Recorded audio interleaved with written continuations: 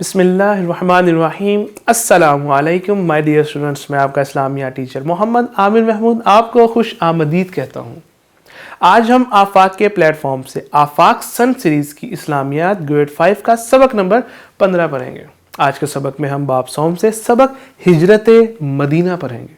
اپنی video lesson مکمل توجہ کے ساتھ دیکھنا ہے تاکہ آپ اس قابل ہو جائیں کہ ہجرت کا مفہوم سمجھ سکیں۔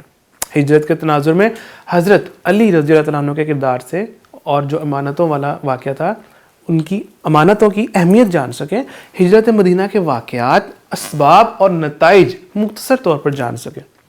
ہجرت مدینہ کے حوالے سے حضرت ابو بکر رضی اللہ عنہ اور حضرت ابو ایوب انصاری رضی اللہ عنہ کے کردار کے متعلق جان سکیں، دعوت دین میں حکمت و دانائی کی اہمیت سے آگاہ ہو سکیں۔ مائی ڈیئر اسٹوڈنٹس، سب سے پہلے ہم ہجرت کا معنی جانتے ہیں۔ ہجرت کا معنی ہے جدائی، ایک جگہ سے دوسری جگہ منتقل ہونا۔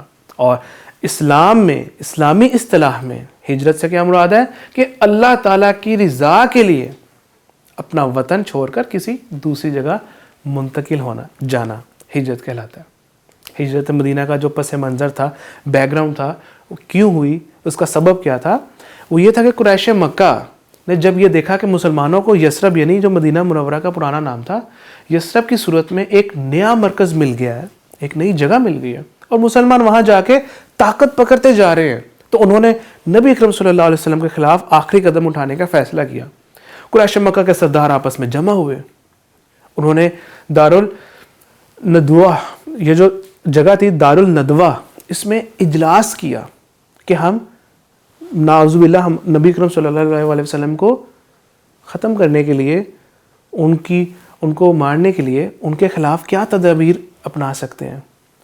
ہر کسی نے اپنی اپنی تدبیر دی کہ ہم ایسے کر لیتے، ہمیں چاہیے ہم یوں کر لیں، یوں کر لیں۔ تو ابو جہل نے جو تدبیر دی اس پر اتفاق رائے ہوا کہ ہم سب مل کے نعوذ باللہ ان کو قتل کر دیں گے، ہر قبیلے کا ایک نوجوان اس میں شامل ہوگا۔ تو ہمارے نبی صلی اللہ تعالیٰ علیہ وسلم کا یہ جو انہوں نے قتل کرنے کا منصوبہ بنایا، اس طریقے سے انہوں نے یہ جو منصوبہ بنایا، اس کی بیس پر آگے پھر ہجرت مدینہ کا جو مین سبب تھا وہ یہی تھا۔ منصوبے پر عمل درآمد کے لیے رات کا وقت مقرر ہوا، اور اس کے بعد کیا ہوا، ہجرت مدینہ کا جو آغاز اس طریقے سے جو بیک گراؤنڈ تھا وہ ہو گیا۔ پھر کیا ہوا کہ حضرت جبریل علیہ السلام نے ہمارے نبی کو قریش کے اس گندے اور اس گھٹیا ارادے سے آگاہ کیا کہ وہ آپ کے قتل کی منصوبہ بندی کر رہے ہیں۔ ہمارے نبی صلی اللہ علیہ وسلم نے اللہ تعالیٰ کے حکم پر یثرب کی طرف، مدینہ منورہ کا جو پرانا نام تھا، یثرب کی طرف ہجرت کرنے کا، وہاں جانے کا فیصلہ کیا، اور حضرت ابو بکر صدیق رضی اللہ عنہ کو سفر کی تیاری کا حکم دیا۔ رات کو کفار مکہ نے نبی اکرم صلی اللہ تعالیٰ علیہ وسلم کے گھر کا محاصرہ کر لیا۔ محاصرہ کر لیا یعنی کہ گھیر لیا چاروں طرف سے، ہر جگہ سے۔ ہجرت مدینہ میں جو ایک بڑا ہی انٹرسٹنگ واقعہ پیش آیا کہ ہمارے نبی صلی اللہ علیہ وسلم صادق تھے، امین تھے، تو ہمارے نبی نے حضرت علی المرتضیٰ رضی اللہ تعالیٰ عنہ کو حکم دیا کہ وہ میرے بستر پر لیٹ جائیں، ان کو کسی قسم کا کوئی نقصان نہیں پہنچے گا۔ پھر فرمایا کہ میرے پاس لوگوں کی جو امانتیں ہیں وہ لوٹا کر یثرب آ جانا، یعنی کہ اس کیفیت میں بھی جب ہمارے نبی کے جان کے دشمن ہوئے ہوئے ہیں لوگ، تو ہمارے نبی صلی اللہ علیہ وسلم اس وقت بھی لوگوں کی امانتوں کا خیال رکھ رہے ہیں۔ ہمارے نبی صلی اللہ تعالیٰ علیہ وسلم سے گھر سے سورہ یاسین کی تلاوت کرتے ہوئے نکلے اور اپنی مٹھی میں خاک لی، مٹی لی اور محاصرہ کرنے والوں پر پھینک دی۔ اس خاک کی وجہ سے یہ ہوا کہ انہیں کچھ دکھائی ہی نہ دیا، اور ہمارے نبی بحفاظت ان کے درمیان سے نکل گئے۔ ہمارے نبی صلی اللہ علیہ وسلم حضرت ابو بکر صدیق رضی اللہ عنہ کے گھر پہنچے اور پھر غار ثور کی طرف روانہ ہو گئے۔ مائی ڈیئر اسٹوڈنٹس، غار ثور جو غار ہے مکہ مکرمہ کے جنوب میں واقع ہے، جس کا نام ثور ہے، غار ثور۔ حضرت ابو بکر صدیق رضی اللہ تعالیٰ عنہ اور ان کے گھرانے نے اس سفر میں ہمارے نبی کی بہت مدد کی، ان کا ہر طرح سے خیال رکھا۔ ہمارے نبی صلی اللہ تعالیٰ علیہ وسلم کو جتنا ہو سکے انہوں نے ان کا خیال رکھا۔ حضرت ابو بکر صدیق رضی اللہ تعالیٰ عنہ کے بیٹے قریش کی تمام نقل و حرکت کی خبر دیتے رہے ان کو آگے کہ اس ٹائم وہ کیا سوچ رہے ہیں، کیا کر رہے ہیں، ان کی کیا آمد و رفت۔ حضرت اسما جو کہ حضرت ابو بکر کی بیٹی تھی، وہ کھانا آپ تک پہنچاتی رہیں غار ثور میں۔ مائی ڈیئر اسٹوڈنٹس، ساری رات انتظار کرنے کے بعد، کیونکہ اس وقت تو ہمارے نبی صلی اللہ علیہ وسلم وہاں سے چلے گئے تھے، جب وہ قریش کے جو سرداران تھے وہ ساری رات انتظار کرتے رہے، اس کے بعد جب انہوں نے نبی کریم صلی اللہ علیہ وسلم کو بستر پر حضرت علی رضی اللہ عنہ کو پایا تو سخت غصے میں آ گئے، غضبناک ہوئے. انہوں نے اعلان کیا کہ جو رسول اللہ صلی اللہ علیہ وسلم کو ان کے ساتھی کو زندہ یا مردہ کسی بھی حالت میں گرفتار کر کے لائے گا تو اسے 100 اونٹ کا انعام دیا جائے گا. مائی ڈیئر اسٹوڈنٹس، غار ثور میں 3 دن رہنے کے بعد ہمارے نبی اور حضرت ابوبکر رضی اللہ عنہ یثرب کے لیے روانہ ہو گئے. راستے میں ایک شخص سراقہ بن مالک نے گھوڑے پر آپ صلی اللہ علیہ وسلم کا تعاقب کیا. اس کو پتا تھا کہ اس پہ مجھے نعوذ باللہ آپ کو اگر میں قتل کر دوں گا تو اس پہ مجھے انعام ملے گا، 100 اونٹ ملیں گے. تو انہوں نے ان کا پیچھا کیا، تعاقب کیا. جب وہ جان گیا کہ آپ صلی اللہ علیہ وسلم کو پکڑنا ناممکن ہے تو پھر اس نے معافی مانگی اور چلا گیا. ہوا یوں تھا کہ انہوں نے ان کو نعوذ باللہ مارنے کے لیے جب حملہ کرنے کی کوشش کی تو وہ ان کے پاؤں جو ہے وہ زمین پہ دھنس گئے، اور کئی روایات کے مطابق ان کا گھوڑے سمیت ان کے پاؤں زمین میں دھنس گئے، تو وہ کچھ بھی نہ کر سکا. تو پھر وہ شرمندہ ہوا، پھر اس نے معافی مانگی. مائی ڈیئر اسٹوڈنٹس، ہجرت مدینہ اور جو قبا بستی، اہل یثرب جو مدینہ منورہ کے رہنے والے لوگ تھے، ان کو رسول اللہ صلی اللہ علیہ وسلم کے مکہ مکرمہ سے نکلنے کی جب خبر ملی وہ بے چین ہو گئے، آپ کا انتظار کرنے لگے.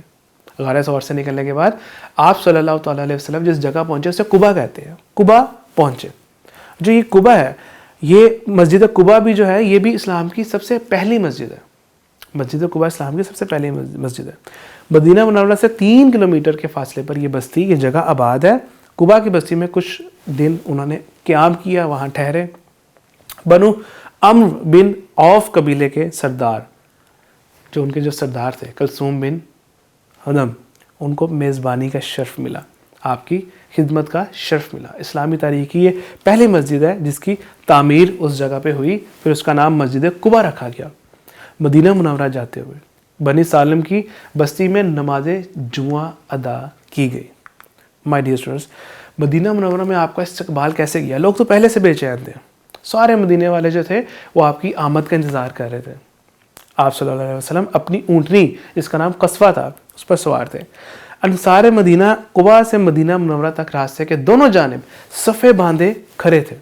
تو انصار کی جو چھوٹی چھوٹی بچیاں تھیں وہ ڈف بجا کر ہمارے نبی صلی اللہ علیہ وسلم جو کہ ان کے مہمان تھے ان کا استقبال کر رہی تھیں. انہوں نے ان کا اس طریقے سے استقبال کیا، یعنی کہ ہر ایک کا اپنا اپنا انداز ہوتا ہے کہ وہ کس طریقے سے ویلکم کریں، تو انہوں نے اس طریقے سے ویلکم کیا. اور مائی ڈیئر اسٹوڈنٹس، ہر کوئی یہ چاہتا تھا کہ ہمارے نبی صلی اللہ علیہ وسلم ان کے مہمان بنے. تو آپ صلی اللہ علیہ وسلم نے دیکھا کہ سب لوگ چاہتے ہیں، تو آپ نے فرمایا کہ میری اونٹنی کی جو مہار ہے، وہ جو رسی وہ چھوڑ دو، جہاں پہ میری اونٹنی رک جائے گی اللہ تعالیٰ کو جو منظور ہوگا تو اسی جگہ پہ پھر میں قیام کروں گا. تو اونٹنی حضرت ابو ایوب انصاری رضی اللہ عنہ کے گھر کے سامنے جا کے بیٹھ گئی. تو پھر یوں ان کے گھر میں پھر قیام ہوا، ان کو یہ سعادت ملی. مائی ڈیئر اسٹوڈنٹس، یثرب جو کہ مدینہ منورہ کا پرانا نام تھا، جب ہمارے نبی صلی اللہ علیہ وسلم یثرب آئے تو انہوں نے پھر یثرب کا نام چینج کر دیا، تبدیل کر دیا، اور مدینہ النبی پڑ گیا یہ جو نام تھا. آج کا سبق ہے ہم نکات کہ کفار مکہ نے جو سازش کی ہمارے نبی کو جان سے مارنے کی، ان کو قتل کی، تو اس سبب سے پھر ہجرت مدینہ کا یہ سبب بنا. اللہ تعالیٰ کے حکم سے آپ نے ہجرت کی اور حضرت علی رضی اللہ عنہ کو اپنی جگہ پہ سلایا بستر پہ، اور صبح اٹھ کے جب دیکھا کفار وہ حیران رہ گئے.